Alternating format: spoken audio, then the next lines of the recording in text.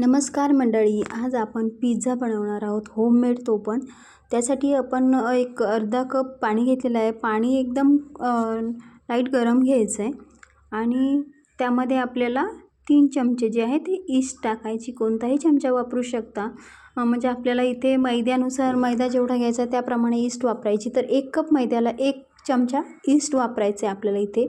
आणि ह्याच्यामध्ये आपण गरम मतलब नॉर्मल कोमट पाणी आणि त्यामध्ये साखर टाकलेली चमचा आणि 3 चमचे आपण ईस्ट टाकलेली ईस्ट कोणतंही घेऊन घ्यायचं आहे. आणि 5 मिनिटानंतर ते असं याप्रमाणे फर्मेंट होणार आहे.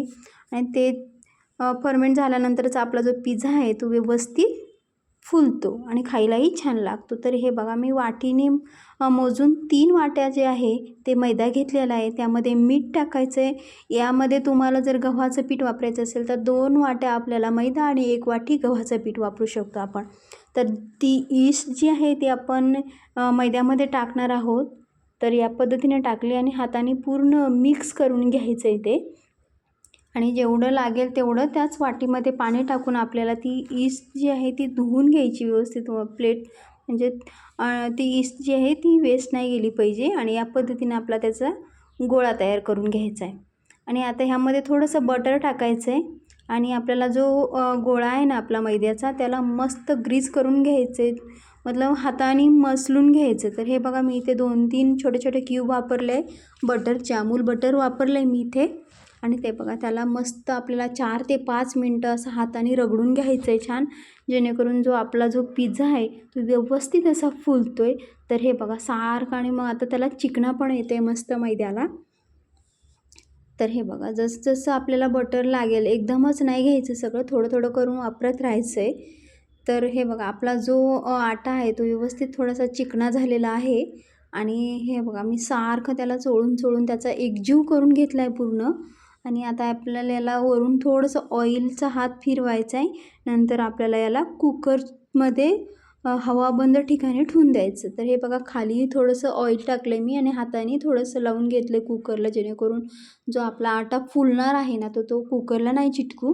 आणि हे बघा, हाताने त्याला तेल लावून घेतलं आहे थोडंसं तुम्ही. आणि कुकरमध्ये मस्त गरमी मिळते त्याला. तर हे बघा, आपला जो आटा आहे तो व्यवस्थित असा फुललेला आहे. तर तुम्ही बघू शकता. तर 3 याचे माझ्या मस्त 2 पिझ्झा जे आहे ते व्यवस्थित असे बिग साईजचे बनलेले आहेत. तर तुम्ही या पद्धतीने बनवू शकता. आणि आपल्याला परत याचं थोडंसं मळून घ्यायचं आहे, एकजीव करून घ्यायचा आहे त्याचा. आणि आपल्याला नंतर त्याला चाकूने कट मारून घ्यायचे. तर मी याचे 2च पार्ट केलेत, 4 केले, पण मी त्याचे 2च पिझ्झा बनवणार आहेत, कारण माझं जे मायक्रोवेव्ह आहे ते खराब झालेलं आहे सध्या. तर हे बघा, खूप छान अशी टेस्ट येते खायला. ही तुम्ही नक्की ट्राय करून बघा या पद्धतीने. आणि बाहेरचं खाल्ल्यापेक्षा होममेड खाल्लेलं कधीही बरं. तर हे बघा, इथे मी मीठ जे आहे ते गरम करायला ठेवलेलं आहे. हे माझं मोमोज पात्र आहे. त्याच्यामध्ये कसं बसतो व्यवस्थित. मोठ्या साईजचा जरी पिझ्झा बनवला आपण तर व्यवस्थित बसतो. त्यामुळे मी इथे मोमोज पात्रच यूज करते. त्याला झाकण पण आहे व्यवस्थित. तर हे बघा, मी असं त्याला हाताने थोडंसं हे करून घेतलं आहे, प्रेस करून घेतलं आहे. आणि नंतर मग थोडंसं लाटण्यानेच मी त्याला पतलं करून घेतलं, ज्याने जेवढा पतला पिझ्झा असेल तेवढा खायलाही टेस्ट लागतो आणि लवकरही बनतो. त्यामुळं मी जाड नाही ठेवले त्याची. हे बेस जो आहे तो जाड नाही ठेवला आहे, आपल्या चपातीसारखा पातळ. तरी तो मस्त फुगला होता आणि खायलाही कुरकुरीत लागला मस्त. सगळ्यांना भयंकर आवडला आहे. तर हे अशा पद्धतीने मी चपातीच्या साईजमध्ये असं लाटून घेतलं आहे. आणि नंतर आपल्याला काय करायचं आहे ना, काटा चमच्याच्या साह्याने त्याला डॉट डॉट करून घ्यायचे, जेणेकरून आपला जो बेस आहे तो फुगला नाही पाहिजे. तर ह्या बघा, या पद्धतीने मी त्याला असे डॉट डॉट करून घेतले काटा चम्मचने. तुम्हीही या पद्धतीने नक्की करा. आणि हे बघा, आपले जे डॉट आहे ते कंप्लीट झालेले आहे. आणि नंतर आपल्याला त्या साईजचा बटर पेपर घ्यायचा आहे आणि त्यावर आपल्याला हा जो बेस बनवला आहे आपण पिझ्झाचा तो टाकायचा आहे त्याला. आणि नंतर आपले जे समोरची प्रोसेस आहे ती करून घ्यायची. तर मी इथे शेजवान सॉस लावलेला आहे. इथे शेजवान सॉसने एक वेगळीच टेस्ट येते याला. तर इथे शेजवान सॉस व्यवस्थित असा लावून घ्यायचा आहे सगळ्या बाजूने आपल्याला. तर शेजवान सॉस जो आहे तो लावून झालेला आहे. आणि त्यामध्येच आपल्याला काय करायचं ना, तुम्हाला जर मेवो वापरायचं असेल तर वापरू शकता. मी ते थोडंच प्रमाणात वापरलं आहे आणि त्यावरच थोडंसं टोमॅटो सॉस टाकलेलं आहे आणि ते दोन्हीही आपल्याला काय करायचं, बेसवरती लावून घ्यायचं आहे. तर या पद्धतीने मी ते लावून घेतलं आहे बेसवरती आणि जे आपलं जे खालचा पार्ट आहे तो व्यवस्थित असा लावून झालेलं आहे आपलं सॉस, शेजवान चटणी आणि मेयोनीज.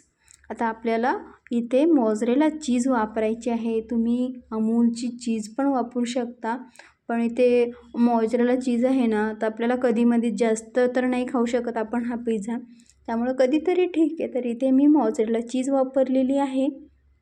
खायलाही याची खूप छान अशी टेस्ट लागते.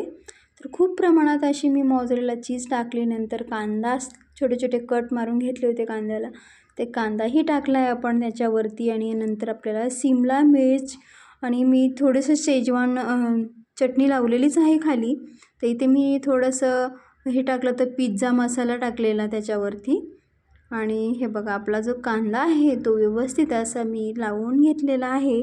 आणि आता आपल्याला त्यावरती परत दुसरी प्रोसेस करायला घ्यायची. तर आता इथे आपण शिमला मिर्च लावतो. तुम्हाला जोही भाज्या टाकायच्या असेल तुम्ही टाकू शकता. आपण घरी टाकतो तर कसं जास्तच प्रमाणात भाज्या वगैरे वापरतो. तर इथे मी पनीर क्यूब करून ठेवलेलं आहे. त्या पनीरही आपल्याला काय करायचं आहे ना, ठेवून घ्यायचे त्याच्यावरती छोटे छोटे पीस. आणि आपला जो पिझ्झा आहे किती सुंदर दिसतो. आता फक्त आपल्याला त्याला काय करायचं आहे ना, मोमोज पात्रामध्ये ठेवून द्यायचं आहे. 20 ते 25 मिनटामध्ये तुमचा जो पिझ्झा आहे तो एकदम असा कुरकुरीत करारा खायला रेडी झालेला असणार आहे. तर हे बघा त्याच्यावर मी झाकण ठेवलं एक, खाली मीठ आहे आणि त्याच्यानंतर आपण तो बटर पेपरवरती ठेवलेला आहे असा या पद्धतीने. तर आता त्याला झाकण लावून द्यायचं आहे आपल्याला आणि आपला जो पिझ्झा आहे 20 ते 25 मिनटामध्ये या पद्धतीने आपला पिझ्झा जो आहे तयार झालेला आहे. तर कसा वाटला तुम्हाला मला कमेंट करून नक्की सांगा. तर खायला भयंकर म्हणजे असा जो डॉमिनोजचा पिझ्झा असतो ना आपला त्यापेक्षाही भारी लागला खायला. घरचं ते घरचंच असतं म्हणतात ना. तर हे बघा आपला जो पिझ्झा आहे तर सगळ्यांना आवडला आहे. तर खालूनही किती सुंदर असा कलर आलेला आहे त्याला. आणि असे मी 2 बनवले होते, हा एक आणि अजून एक बनवलेला. थोडासा याच्यापेक्षा मोठी साईज होती त्याची, पण तो मी व्हिडिओमध्ये नाही दाखवलेला. तर तुम्हाला कसा वाटला पिझ्झा? बघा कसा सुंदर असा पिझ्झा आहे आपला आणि खायला तर बिलकुल डॉमिनोजच्या पिझ्झाला काय करता एवढा मस्त फुललेला, ते बघा मस्त जाळी पडली बेसला पण. तर या पद्धतीने तुम्ही नक्की ट्राय करून बघा कसा वाटला आपला पिझ्झा, कमेंट करून नक्की सांगा. भेटूया नेक्स्ट व्हिडिओमध्ये. तोपर्यंत बाय बाय, एन्जॉय.